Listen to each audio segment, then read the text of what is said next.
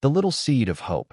It was a bright, sunny afternoon, and the air was filled with the scent of fresh earth and green grass. Alex, a curious boy of 8, sat cross-legged on the soft grass in the middle of his backyard, eyes fixed on a shiny, red apple in his hand. He bit into it, feeling the crispness of the fruit. The sweetness spread across his tongue, and as he finished the apple, he stared at the seed left in the core.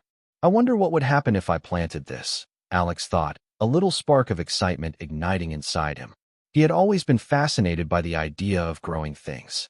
His father, who worked as a gardener, often told him stories about how seeds could turn into plants and how patience and care were the key to watching something grow.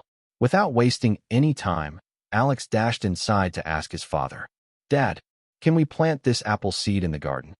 His father, Mr. Thomas, looked up from his workbench, wiping his hands on his apron. "Sure, son. Let's do it." The two of them went outside, the sun casting long shadows on the grass. Together, they dug a small hole in the corner of the garden, and with a careful hand, Mr. Thomas placed the tiny seed into the earth. Alex watched, his heart racing with excitement. "Now, we wait," his father said with a smile. "The seed needs time to grow, but with love and care, it'll sprout." Alex nodded eagerly, peering at the spot where the seed had been planted. Each day after school, he ran to the garden to check if the little plant had appeared. But day after day, there was nothing. He was persistent. He watered the garden, talked to the seed, and even sang it songs, hoping the plant would grow faster. But no matter what he did, nothing changed. Weeks passed, and Alex's excitement began to fade.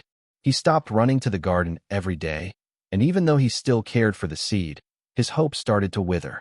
One evening, after a long day at school, Alex stood in front of the garden, staring at the bare patch of soil. His face fell. "I don't think it's ever going to grow," he muttered under his breath. Maybe it was a bad seed. His father noticed him standing there and walked over to his side. "What's the matter, Alex? I've been waiting for the plant to grow, but it's just not happening." "Maybe the seed was bad," Alex said, his voice tinged with disappointment. Mr. Thomas crouched beside him and placed a reassuring hand on his shoulder. "Sometimes, things take longer to grow than we expect. It's not always about how quickly it happens, but about patience. Every plant grows at its own pace." Alex sighed, unconvinced. The days turned into weeks, and still, there was no sign of life in the garden. Then, one bright morning, as Alex trudged toward the garden with a watering can in hand, he noticed something different. A small, green sprout had emerged from the soil, its tiny leaves trembling in the breeze. His heart skipped a beat. "It's growing. It's really growing," he shouted, rushing over to it. He crouched down, staring at the fragile plant in awe. It was small, just a few leaves, barely noticeable, but it was alive. He had waited for so long, and finally, his patience had been rewarded. But as he knelt closer to the plant, he noticed something strange. The little sprout wasn't exactly where he had planted the seed. It had appeared in a different part of the garden, closer to the fence. "Dad," Alex called out, his voice filled with wonder and confusion. Mr. Thomas came out of the house, wiping his hands on his apron once again. He saw Alex crouched beside the new plant and smiled softly. "I see you've noticed," he said. Alex looked up at him, puzzled. "But I didn't plant it here. I planted it over there." He pointed to the spot where the seed had originally been placed. Mr. Thomas chuckled and sat beside his son. "Well, son, sometimes nature has its way of surprising us. I know you've been disappointed, but while you were waiting and tending to the garden, I decided to help a little. I planted the seed you gave me in another spot, just to see if it would grow faster." Alex's eyes widened. "You planted it? But I didn't know." Sometimes, when we think nothing is happening, something wonderful is already taking place beneath the surface.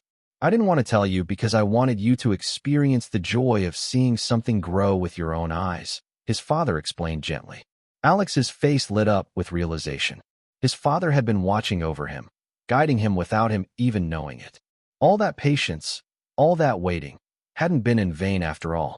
"Thank you, Dad," Alex whispered, a wide grin spreading across his face. "It's perfect." Mr. Thomas ruffled Alex's hair. "You did all the hard work, son. I just helped you out when you needed it most." From that day on, Alex took even more care in watching the little plant grow. He watered it every day, just like his father had taught him, and with each passing day, the sprout grew taller and stronger. It wasn't long before the little plant was no longer just a tiny shoot. It had blossomed into a small, vibrant apple tree, its branches reaching for the sky, just as Alex had once dreamed. And as the seasons changed, Alex learned an important lesson. Growth wasn't always immediate. Sometimes things took time. Sometimes someone might quietly guide you when you don't even realize it. But as long as you keep nurturing your dreams, they will grow, even when it feels like nothing is happening. Years later, the apple tree became a symbol of Alex's childhood, a reminder of patience, perseverance, and the love his father had shown him. And every time Alex looked at the tree, he remembered the tiny seed, the joy of watching something grow, and the lessons that had come with it.